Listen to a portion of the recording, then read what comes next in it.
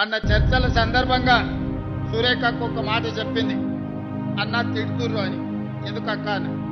ఏమో అన్న, కేసీఆర్ ఉన్నప్పుడు బతుకమ్మ చీరిస్తే చీర తీసుకున్న ప్రతి ఆడబిడ్డ బండబుద్ధులు తిట్టేది కేసీఆర్ను. ఇంత పనికిమాల చీరిస్తాడా, ఇది తీసుకుపోయి చేన్ల కాడ పిట్టల కడ్డం కడుతున్నాం, వాళ్ళు కట్టుకుంటారా ఈ చీర అని. కరెక్ట్ అక్క, మరి నాడు అట్లనే తిట్టిర్రు అని. మరి ఇప్పుడు మనల్ని తిడుతురు అక్క అంటే, అక్కడక్కడ చీరలు రాని వాళ్ళు తిడుతురు కదా, ఏమన్నా నష్టం వచ్చినాదయ్యా, ఇంతమందికి ఇచ్చారు, మా నలుగురికి ఇస్తే ఊరంతా అయిపోతుండే కదా, మా నలుగురికి రాలేదని తిడుతున్నారు అన్న. అందుకే నేను ఆలోచించిన, అక్కడ మా అక్కలు ఇందిరమ్మ చీరలు కట్టుకొని వచ్చారు, మంచిగా ఎట్లున్నారు చూడు. అందుకే ఏ ఒక్క ఆడబిడ్డ కూడా నాకు చీర రాలేదని చెప్పొద్దు.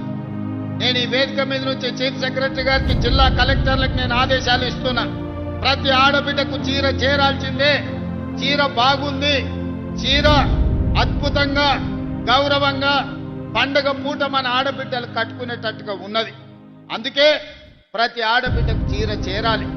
ఏ ఒక్క ఆడబిడ్డ కూడా నాకు చీర రాలేదు అనే మాట నాకు రాకూడదు.